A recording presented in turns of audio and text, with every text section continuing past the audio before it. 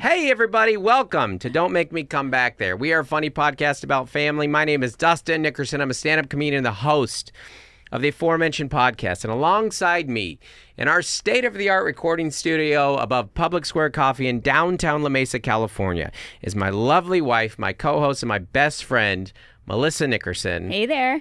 Our producer, Lara, is here as well. It's great to see all of you. I'm not seeing any of you. It's great to be in your ears and your eyes if you're watching this on YouTube. Today we have the great Leanne Morgan here. The one and only. One and only. Leanne joined us via Zoom. Leanne's very busy. She's filming TV shows. She's living out with Chuck in Knoxville. She's hosting. She's on Oprah. She's on Colbert. America. She's on GMA. She's selling out arenas. We were lucky to have her. Leanne is truly one of my favorite people and one of my favorite comics. She is saved in my phone as Leanne Chuck Suck My Neck Morgan, and he would do it. I'm such a fan. I think she is just a singular, unique voice in the comedy scene. There is no one even kind of like her, and I love it. And everybody who knows Leanne and spends any amount of time listening to her, we all say the same. We all say the same thing. Leanne, please adopt me. I would love to just be more in your life. So she took some time with us today, and we talk about her new show, Leanne, which is out today on Netflix. Netflix. Crazy. Crazy. We were watching this girl on Dry Bar and stand-up comedy clips in 2019, 2020. Yeah. Now look at her. She's got a book. She's got her second special is coming out.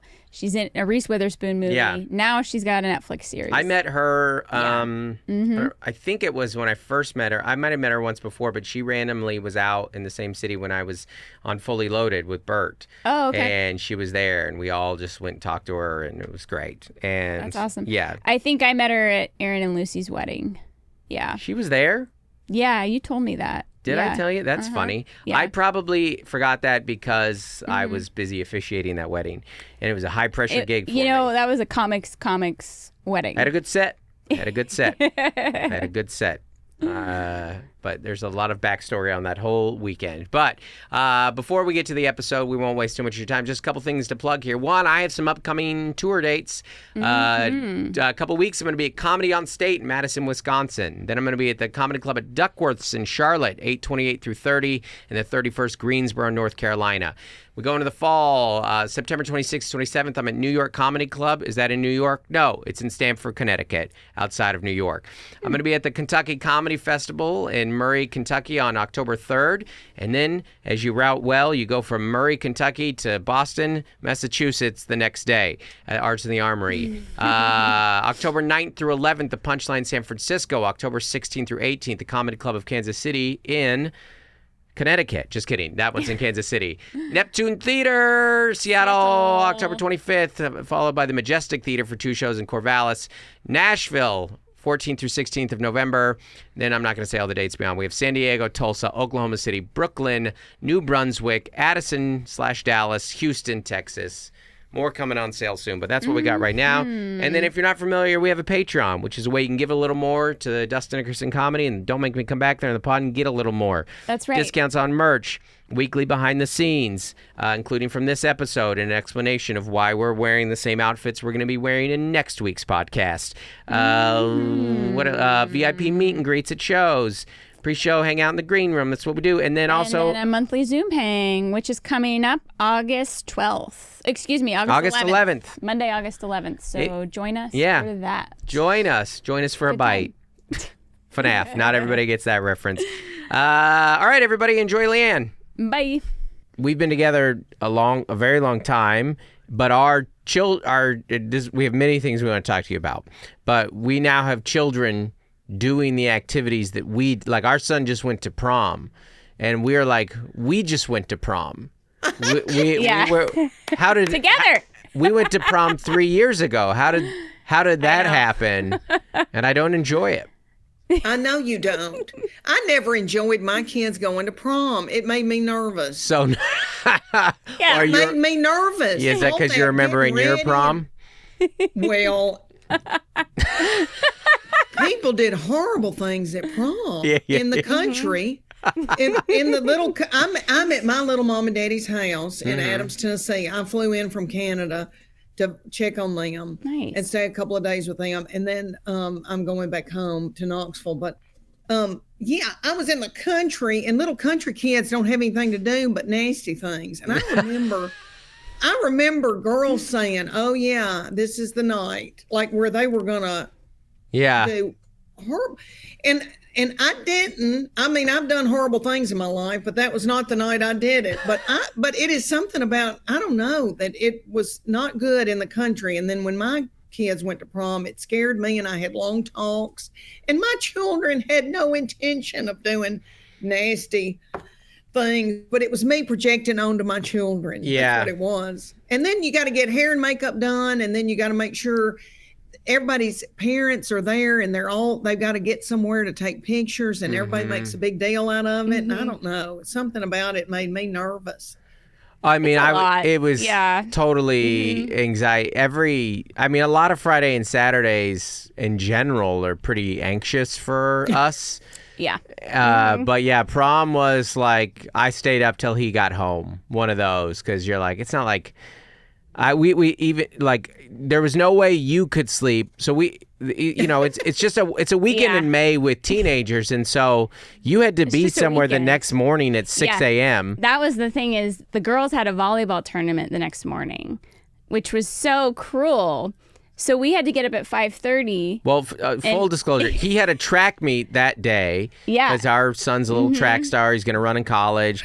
So he had a track meet that day. And then he went straight from the track meet to pictures. Then came home and got ready, and then went to prom. And our trade-off was like, do you want to go to the volleyball tournament or stay up and get Joel home? So I stayed up and got Joel home, because I'm up anyways late in our line of work. And you got him to the volleyball tournament. So. Yeah, but I got to go to the bathroom at midnight, and I was like, he should be home by now. And I'm just like rolling around in bed, like fuming. He's doing awful things in the country. Okay, was that little girl sweet to him? That's another thing you got to worry about. Is somebody going to be a butthole? Yeah. And like dump your little child, or or try to talk them into going to somebody's house where parents don't have any sense. Well, serve alcohol. There were a lot of like parties that were like kind of loose parties, and we're not going to air his business here too much, but like a lot of them fell through, or the cops got called, and very loose plans. But we have a different age of parenting where we're in constant communication with him, so I can see his location at all times and text him, and if we don't hear, but it's so funny you mentioned the long talks, because I give the same ones, and I'm like, I don't think you're hearing any of it. There's not an ounce of it that's being absorbed. But how do you deal?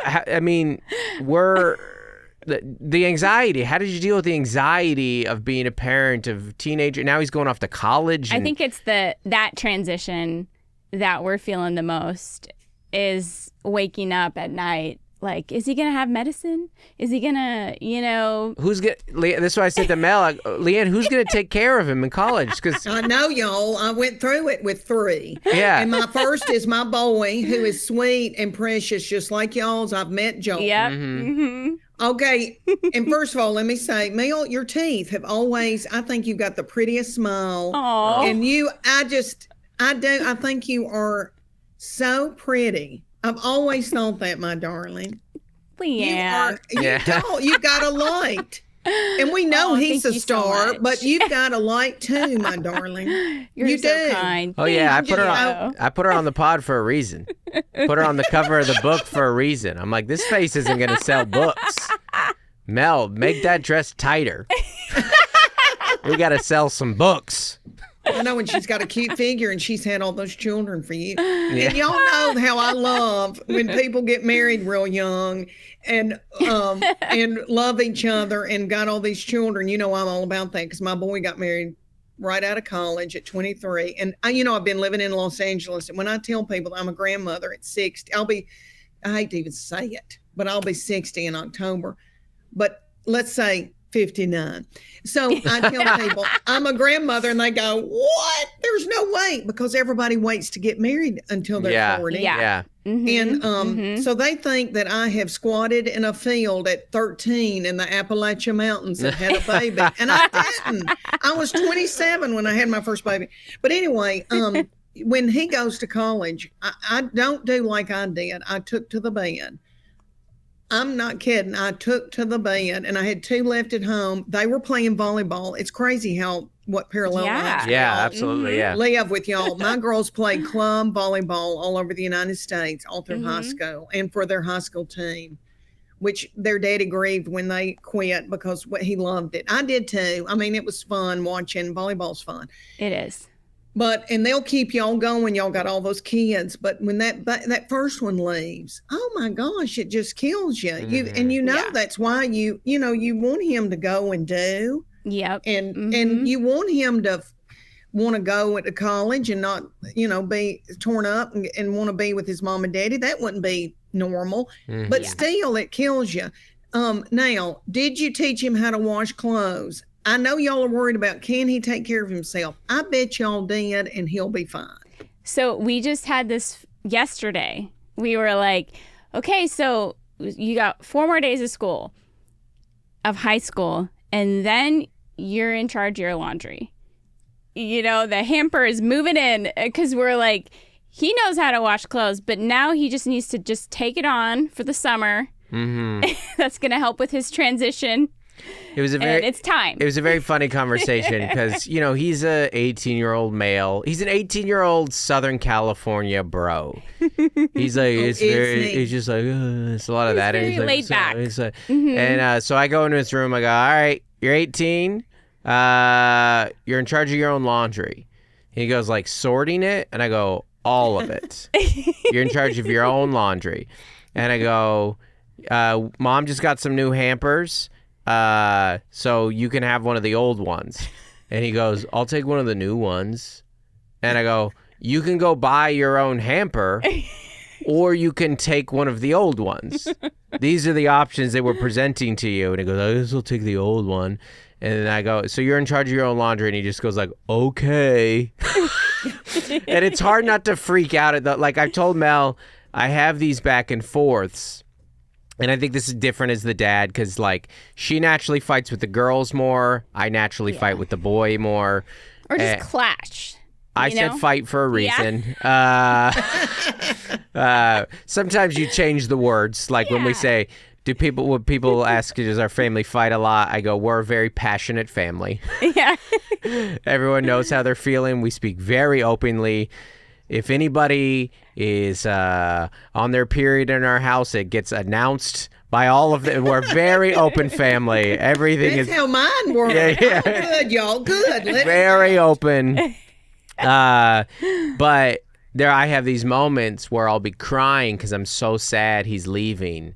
And then other times I'll be like, get out of my house. Mm-hmm. Like you have, and it's like little moments like that where you're like, it's kind of, I guess what you're saying, like, in my heart, I know it's best that he leaves. He needs to leave for his own sake. Mm-hmm. And sometimes I feel that, and other times I'm like, but my baby boy is not. But that baby boy's been gone for years.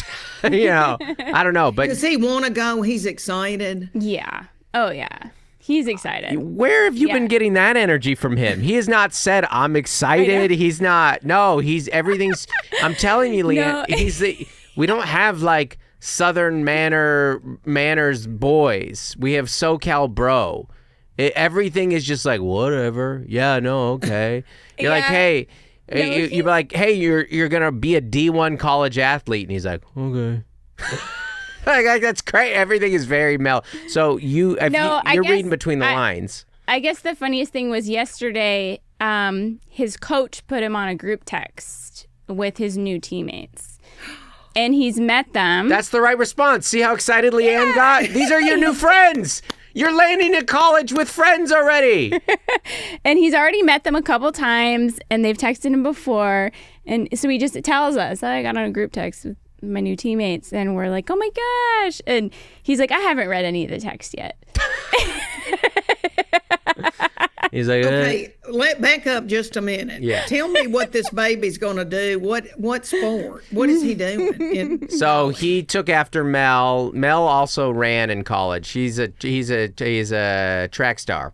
So like the mile, Yeah. and cross country. Mel ran at her little Christian college, Seattle Pacific University, and I went to like Mel's track meets with her in high school, and that's another thing. I was at her conference finals and your state track meet, and now we're at our boys. So yeah, his best race is his mile, but he does the 800 and then he's cross country as well. So y'all, aren't y'all tickled? Isn't it's that wonderful? so wonderful. Where is he going? He's going to be at San Jose State University. So he's like, that's an hour flight away. It's an 8-hour drive. As you know, California is a obnoxiously long state. tall state. Yeah. Yeah. Mm-hmm. Yeah. But so he's far, but not too far. How far away did your kids go? Charlie went to Berry College in Rome, Georgia, which was about 2.5 hours away. Okay. And then Maggie, my middle one, went to the University of Tennessee, which was 20 minutes down the road, so that she where could you come went. home. Yeah. Yeah, so she could come home and get in her bathtub.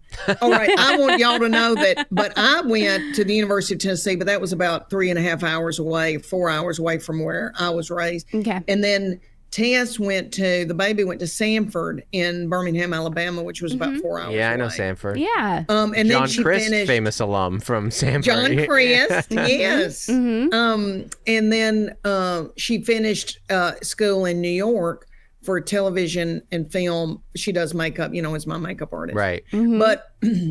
But Charlie, that first one, we would say, we moved him down. We all cried. He was embarrassed, and we embarrassed him because we were all dry heaving, and his sisters and all of us were like, "Oh God!" And he was so tickled and to get away from us, Yeah. ready to go. And he loved that school. It's the largest campus in the world, 26,000 acres of national reserve. Wow. And my boy is a very outdoorsy. So I've got to tell y'all this. I don't know if y'all know this, but Chick-fil-A has a mountain campus on that campus and has a scholarship program, and Charlie got that scholarship. So Wow. he was one of the mountain kids, they called it, which was all this. It was the mountain campus that Chick-fil-A has Wow. all kinds of things up there. We don't need to go into all that, but unbelievable what they do. Yeah. And then there was the main campus, which was mostly private school girls from the Atlanta area that were looking for a mountain boy. So everybody wanted one of those mountain boys that could, build a fire and change their own oil kind of boys. And that's my boy. So anyway, that's where he met his little wife. But we would call him like his sophomore year and go, "Do you need us to come and move you home or move you in?" And he would go, "I've already done it. I don't need y'all." Yeah. And I remember them saying to us at orientation, "Don't call all the time. They're busy. Don't, And I would just think, y'all need to shut your mouth. I'm gonna call him whenever I want to. They were right. They were right. Like he didn't have time for us, but that meant that he was becoming a man, and that was normal. And I'm so thankful that he wanted that experience and because so many little children now are scared and don't want to go and do.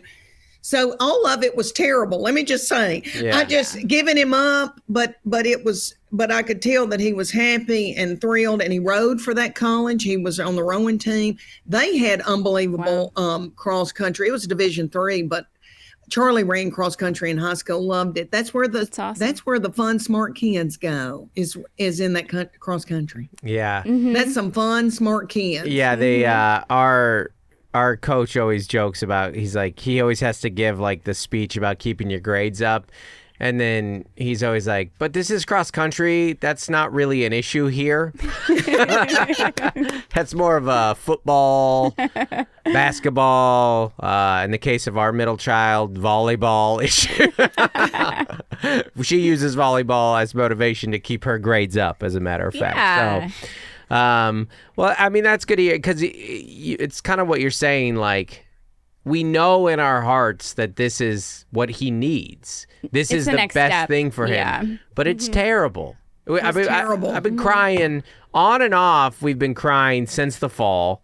And then really over the last month, I tell Mel, I feel like a melted candle that hasn't hardened yet. You're just like gutted.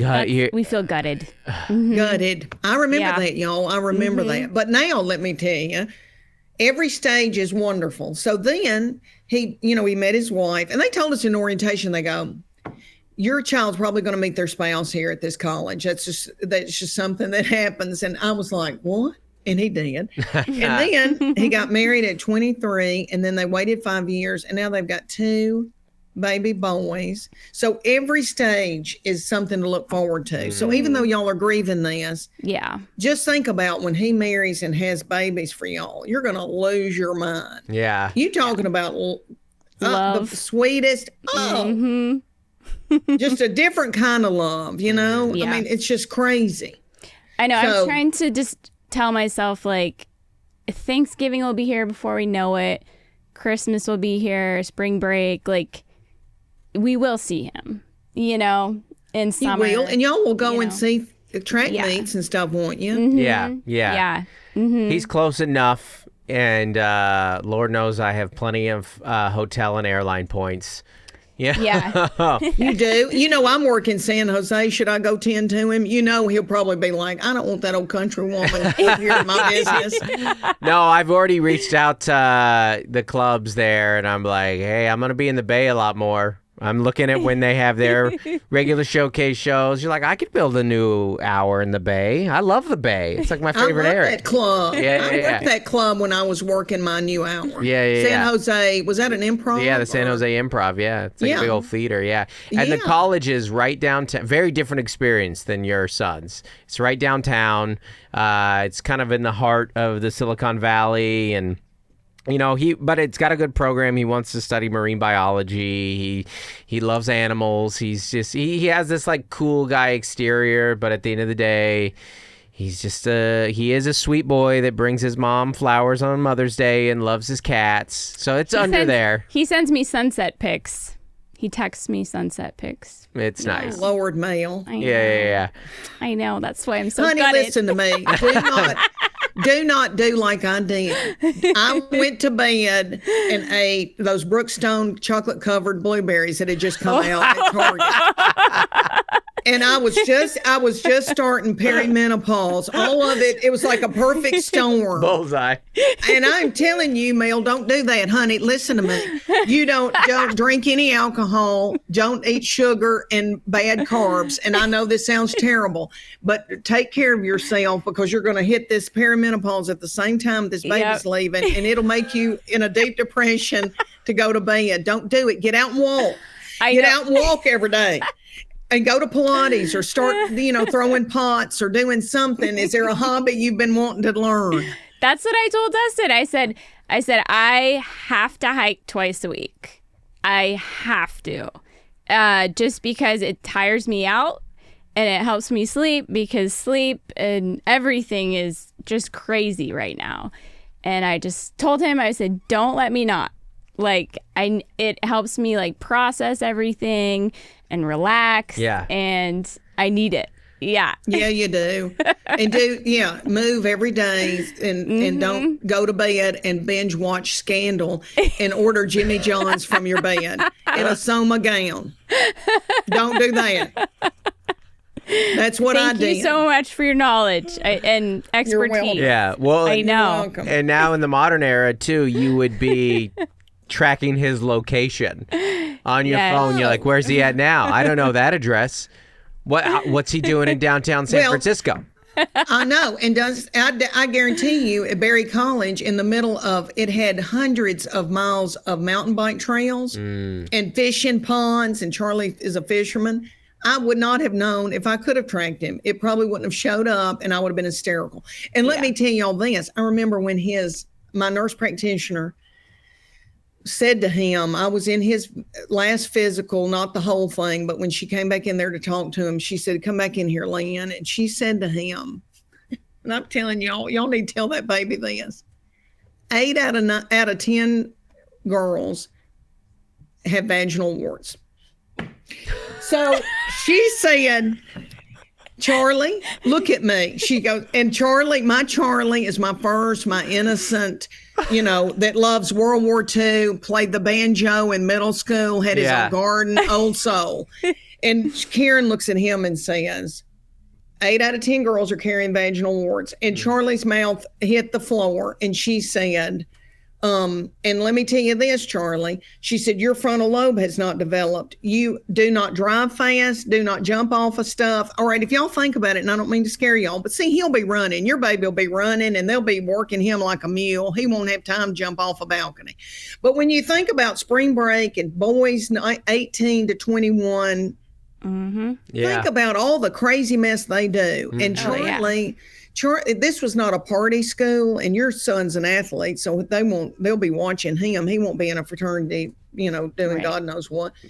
But Charlie was not a partier, but they rock climbed and they mountain biked without a helmet on. I mean, when he told me later as an adult, he goes, you don't want to know what we did. And I was like, why would you even tell me that now? So I think he jumped off of stuff. He was so active, outdoorsy, that they did crazy mess that they shouldn't have done. Yeah. So I would say to that baby,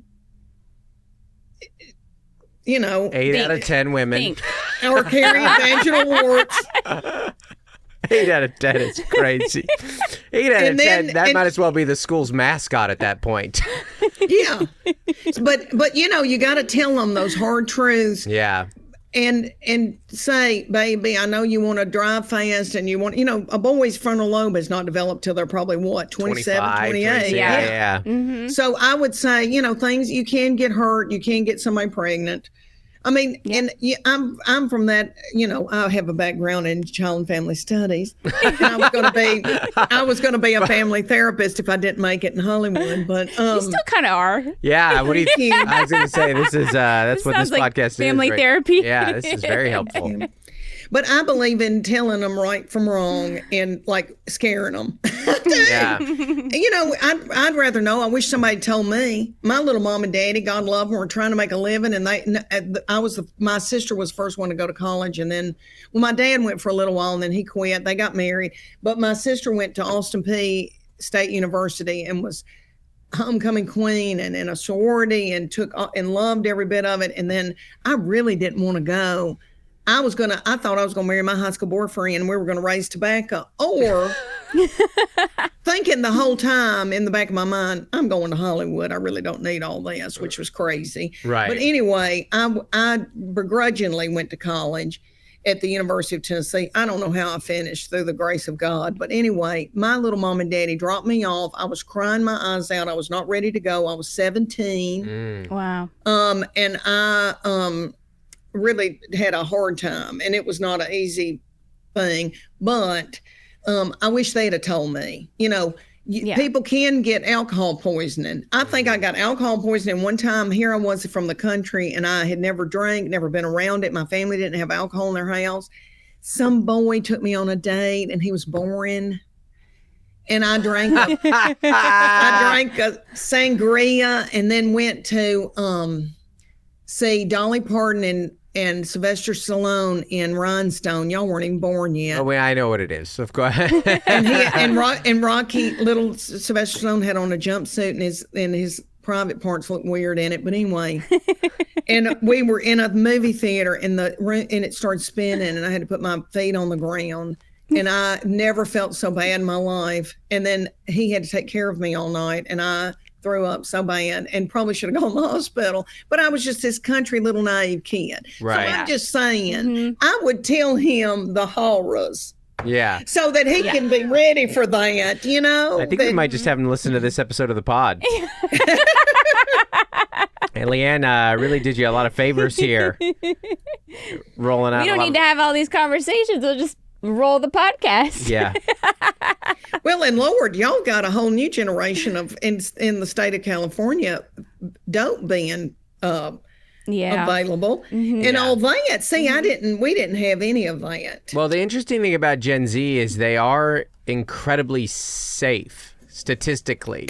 They are. Praise God. All this stuff has come out about how they are like some of the least sexually active, like they drink the least out of them, like they aren't using as much. Not even smoking as Not much. even so. Yeah, most of like the quote unquote like dangerous activities stats are down way from millennials and Gen Xers and boomers. Like, so I think in the 80s, honey, Yeah. horrible things happened in the 80s. That was mine. Yeah. In a club, dancing. Yeah. Yeah, I think so. A lot of it's just, like you said, more of these horror stories have just gotten out and about, and they're just more aware of the dangers, you know? And maybe some of the programs in the schools and stuff have worked, but I think some of it is also just the power of the internet, that you hear enough bad stories and they have access to the same information we do anymore, that they're like, hey, I don't... Yeah, they are more informed. Yeah, they also are like a little more scared though, which to your point I think is good. A little fear. Yeah. The world is I scary. think fear's good. Yeah. Yeah. So When you're young and going to college, Yeah. I do. I think that is, we would love our son to have a little more of it. Yeah, we're trying to like figure out when he's 18 and he's got this summer ahead of him, but like we're like you got to be home by midnight.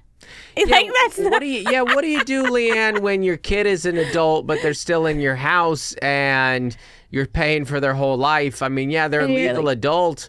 it's like Tuesday night and he'll text us, but he'll be like, I didn't drive, so and so's doing this, I'll be home between 12 and 1.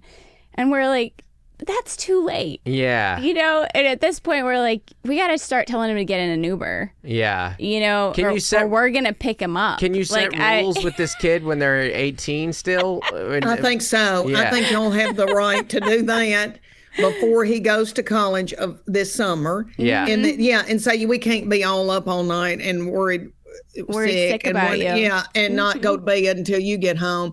And then when he comes home, that's a weird thing when they get grown and then they come back home, like during the breaks of, in between college and stuff. And, mine were just not big stay out mine needed sleep. My kids, Charlie was, as an outdoorsman kayaking and mountain biking and all He was that. tired. They made catfish, real catfishing late at night in the lakes around East Tennessee, but no, everybody would go to bed. And then Maggie, my middle one, would beg to go to bed from the time she was a baby, and she still, Tess is 27, single, was in LA with me. She'd go to dinner with people, but they just, you're right, this younger, they don't go out and do horrible things like people my age did. Yeah. They don't care about that. I think you're right. I think our younger two will be similar. I think our girls are much safer, which as the dad, I love. A dad of daughters, I love, because I don't trust any teenage boy that's ever existed ever, especially around my daughters. And so, I was talking to our daughter about that yesterday, because like Joel, again, I'm not trying to air his stuff, but every once in a while I'll be at a party and stuff. And I was telling Gloria, our middle child, she's a freshman, about, hey, I don't feel like those parties are inherently more dangerous for you as a girl. And then she listed to me everything that is dangerous about those parties and why she doesn't want to go to them. I'm like, that's my girl. I love that you are just naturally. She's watching everything. Which it is The beauty of the second kid. and it is something that part of the challenges of being a woman, and you do have to think a little more that way. And it's good she is thinking that way, because it is inherently more dangerous, because teenage boys are terrifying and gross and monsters. A lot of them. Our son was at a trampoline warehouse on Saturday night. Those stay open till 11. And he drove our old van with like 6 friends down to the trampoline warehouse. In Chula Vista? Yep. So this is down to the Mexican border. Yep. My Lord. They're jumping to 11. And But then sweet, they're jumping. Sweet, they're jumping. That's nice. Yeah. and Now, this that's is after sweet. his like 3rd playoff track meet. He's already exerted himself. So then he's at the trampoline warehouse. Then they go to Denny's. Yeah. And we're like, It's 12:30. Like Leanne, though, I think he might have been a little bit like you, that a lot of this was he's just very social. He's very extroverted. And you're very social, right? I mean, is that when you were younger, you're like, let's just kind of what are we doing next? Let's keep the fun going, right? Yeah. Oh, yeah. Everything has always been fun. Yeah. So, yeah, he just wants to be with people, and y'all are going to, he's doing sweet things. Danny's good night. I know. But then, if y'all could just set up a little bit until he comes home, I think he's doing okay. I think it's adorable. Like, they'll go to the beach, and he'll bring all the towels. He'll bring... like, I'm like, this is adorable. He's like He wants to make sure everybody's got a towel. I know. Isn't that? And he's got the minivan. Yeah, that's very motherly. He's a mama's boy. Oh, y'all. He's taking care of his got friends. Precious children. Everything's going to be all right. Sometimes.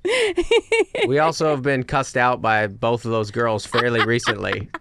On their period. Yeah. Mean as snakes, Honey, they right? still cuss you. They still do that. That still happens? That doesn't stop? Yeah. Yeah. What? I mean, my baby is my makeup artist, and I would be on set. Yeah. Like, they would say, last touches, and she'd be going at me, and when I've got to do a scene, Yeah. even a love scene, and I'm scared to death of her, and I'm going, are you about to start? She'll go,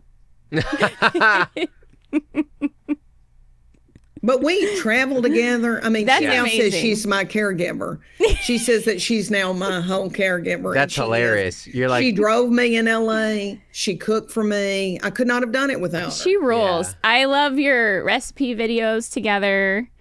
I've seen your Costco hauls. Those are so fun. The two We of you. love a Costco. You Mel. got- And she gets so mad at me. I did a show in Frisco, California, and I went, oh my Lord, there's a Costco.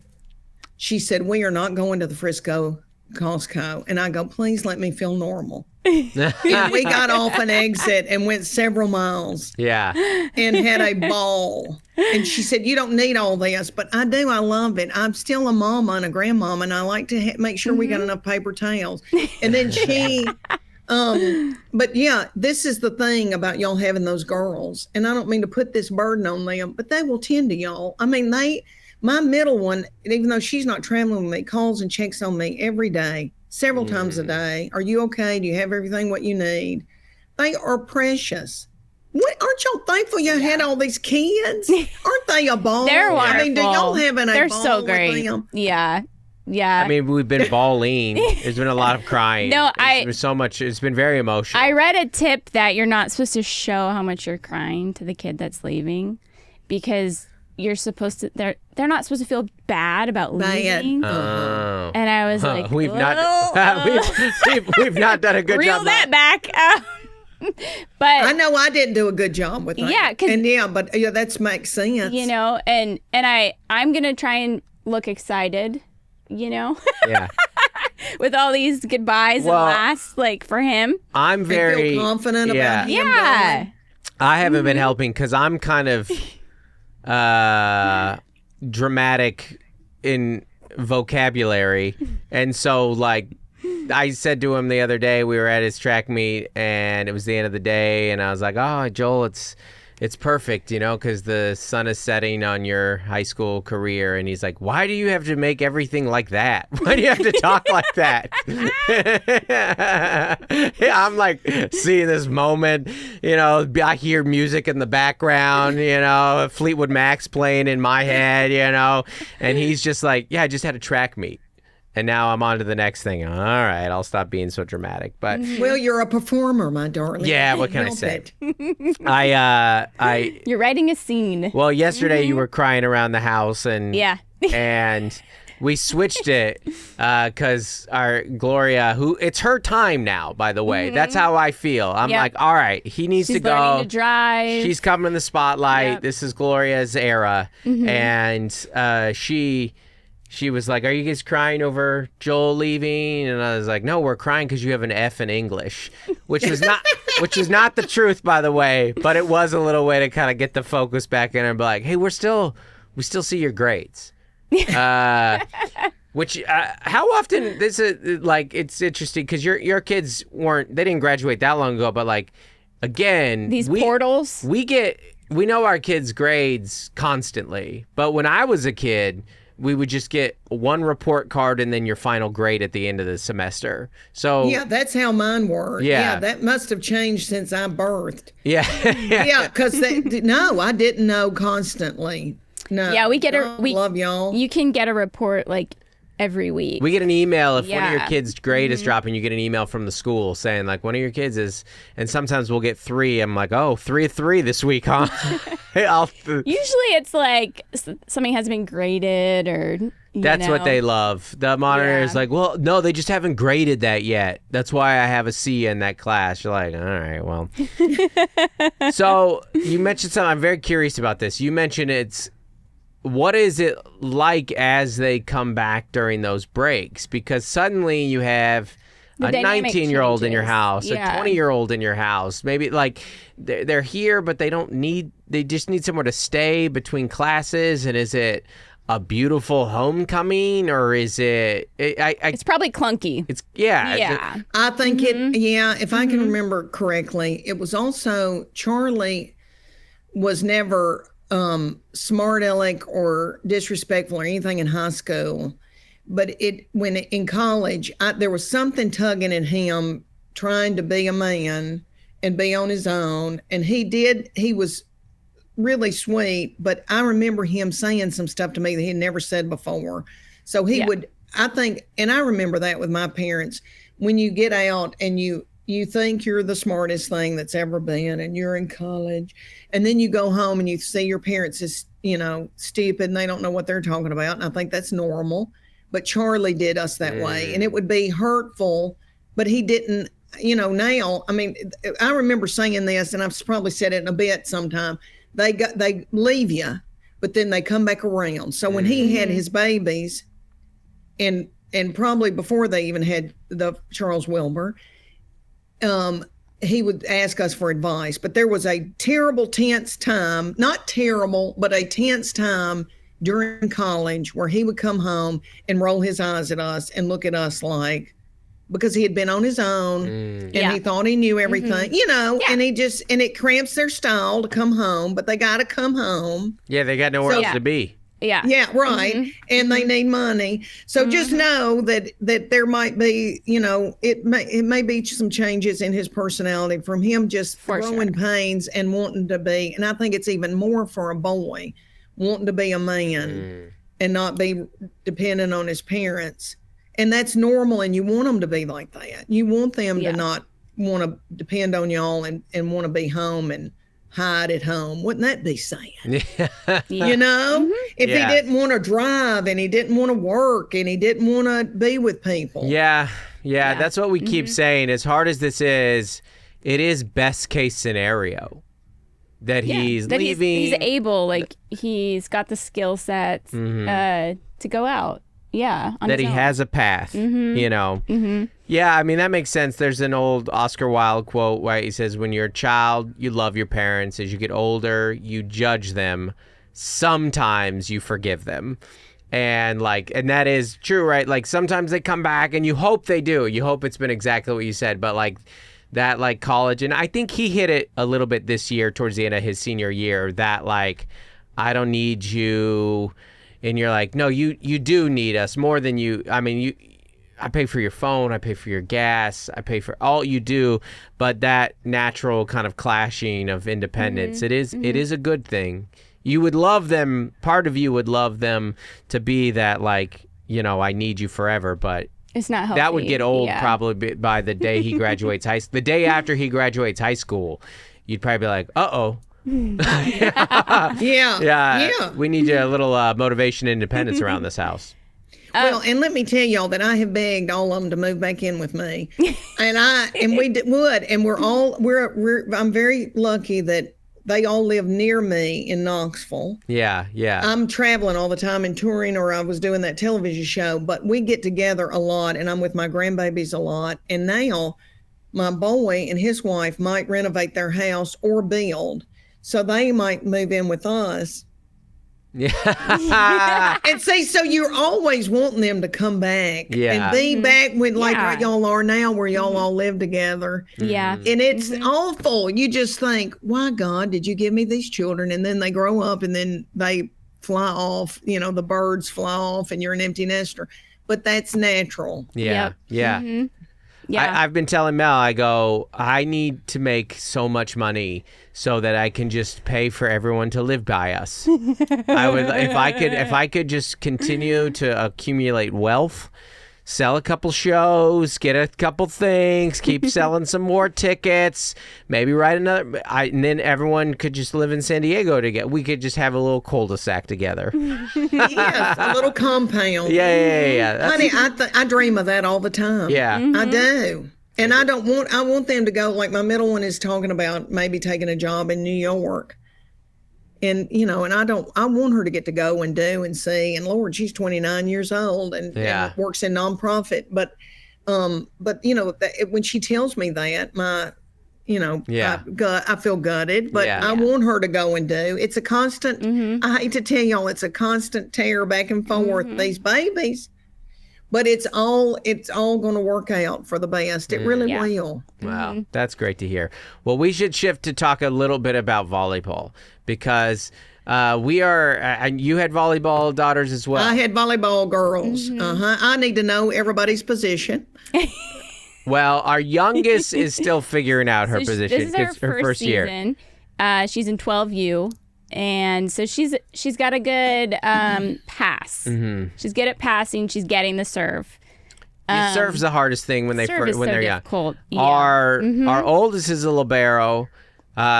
She's short. And she's fast. She's very fast, and she's just diving everywhere. Her digs are unbelievable. So she's it's crazy to watch. She has an amazing jump serve. She's throwing herself into the bleachers. She's she's crazy out there. It's super fun. But so you spent a decent amount of your Saturdays in these volleyball tournaments, whistles echoing. All weekend. Yeah. Chuck Morgan would be in Colorado. I would be in Indianapolis. Because both of them played on a travel team that was owned by these people in Knoxville. She was an Olympian for Australia. She married the daddy of all these, the people that owned it.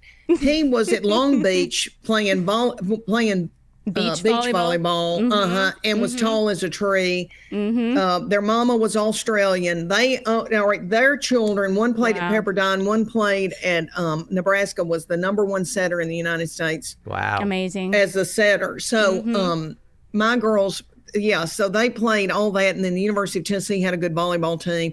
But y'all, I look back on it, mine went to a small Christian high school, and my girls are 5'8" and 5'9". And that was tall in a little bitty Christian school, so they always made them be hitters. Yep. And they were good hitters, but I look back, the competitive part of me thought, man, if they were liberos, if they had been setters, they probably could have gone further. Now, by the time they played all this club volleyball, everybody was sick of it, and they had all been cussed by people and said, we don't want to play anymore. I just want to be in a sorority. The middle one got some offers from Division II and Division III because she was short, 5'9" as a hitter. Yeah. Then this baby blew a knee out, because as a hitter, starting too young, she had the same, you think about it, she had the same motion as a hitter and wore that meniscus down. And let me tell you that, y'all, I feel so guilty about it now. We were so gung-ho, and we loved it. And volleyball is wonderful. And I'm going to go and watch your girls play. Y'all are just going to have to let me live through y'all. But I remember her having that second knee surgery, and her orthopedic, their daddy is very competitive.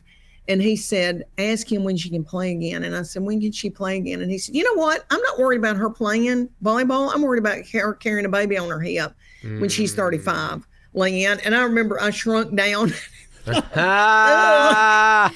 You're probably right. But anyway, I'm thankful that y'all have got liberos and if what's the other one you think? A back row. Yeah, she's going to be a defensive specialist or a... libero. That'll be good, y'all, because think- they're 6'5". Yeah. Yeah. They're 6'5" in college. Yeah. Yeah. Because we would go to those national tournaments for years, and it would be the tallest girls in the United States of America. You're And right. they would be walking around, and that is just pure physical, Yep. and you can't do Yeah. anything about that. No, you the know? blocks. I can only imagine. There's- Yeah. There's no easy way to say this, but based on what I've seen so far from the youngest, I think she's going to be a singer. They're both in choir. She has a great voice, and she's a good she little does theater actress. She does theater. And we'll see. Yeah, they're young. She's She's 11. So, 11. you know, they're Yeah. still, their bodies are still figuring it out. Yeah. But But I do think volleyball is so. My girls, I played basketball and volleyball and softball, and I you hated and Karen softball. Mills, They also made a me basketball do. player. Karen Oh, Mills. Karen yeah. Mills, Bad Mama Jamma. Yeah. Women's Hall of Fame. Yeah. I was Amazing. worried about my high school boyfriend and hot roll my hair during my basketball games, but and that's probably why I projected onto these children. But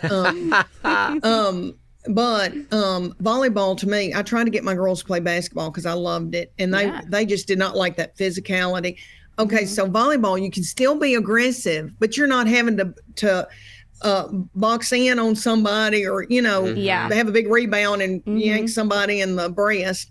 They like that. I think volleyball girls are pretty and fun, and I think that you can be aggressive without being so physical, because mine didn't want that. But they enjoyed it. It was fun. It was fun Yeah. to watch. Oh, I miss it talking to y'all about Well- it. Chuck Morgan will probably come and watch your girls play. Yeah, we love going. Well, let's end here because we're a year or so into these volleyball tournaments, but we have volleyball parents that listen to this. We have a growing volleyball community here, but as someone who traveled a bunch, just give us like a 60-second survival guide of how to make it through these 2-day, 6-hour, 8-hour a day volleyball tournaments. Whistles going the whole day, parents yelling at the ref. You're tired, you're pounding the hotel cot. How do you get through them? Because they can get pretty mind-numbing. They can, and I've been hitting the head with a ball, walking across with a Diet Coke. Eyes up. Eyes up, and felt like I had a concussion. Yeah, I would say this: enjoy it. I know it's hard, and somebody's daddy's acting a fool, and you don't enjoy so and so's mom because she's a butthole. But I'm telling y'all, it will be over in a flash. I don't mean to be Debbie Downer, but No, I love enjoy it. Enjoy it, because one day it's over. And there is a hole in your heart because it is fun and it's social, and you do enjoy the parents and they love their team. And yes, we stayed in a lot of Hilton Garden Inns, but Literally and where had we're the continental staying. breakfast.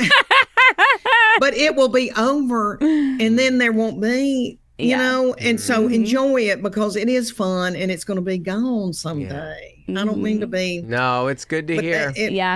It really will, and y'all will miss it. Yeah. Chuck Morgan grieved. I grieved. Yeah. Oh, You'll yeah. miss it. And now we got these grandbabies, and we're like, put them in T-ball.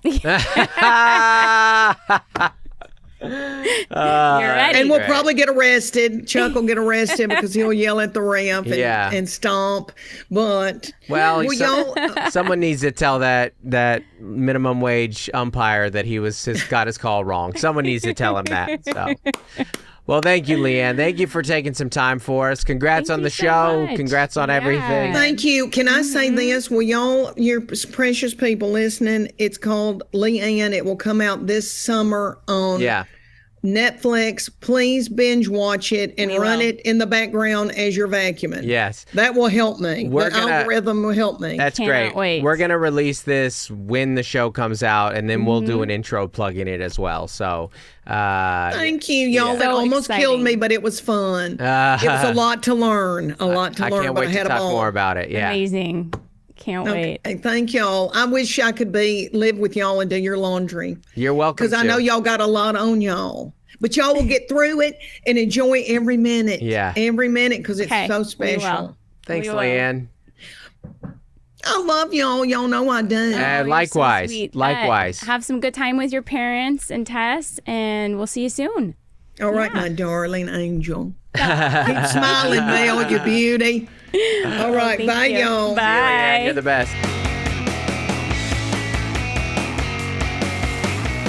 Hey everybody, we want to give a special shout out and thanks to our As Essential as Oils level patrons. That's $25 up a month and up. You get it. Thank you everybody. It means a lot to us. That is Adam Bush, Averill Griffiths, Allison Nelson, Andy and Darlene Gurton, Bonnie Galindo, Brandon Schoenberger, Carrie Teague, Chris Finn, Christopher and Bridget Finlin, Code to Grow, Courtney Eibling, Damaris Diaz Stevens, Daniel Owens, Dave and Melissa Cox, Dave Hoagland, Dustin Daly, Jason and Francis White, Jen Thurk, Jonathan Rivera, Jordan Cowan, Juliana Smith, Lori Amos, Lauren and Nick Rachel, Matt and Sam Slosdom, Michelle Carlson, Nick Cordell, Norman Perron.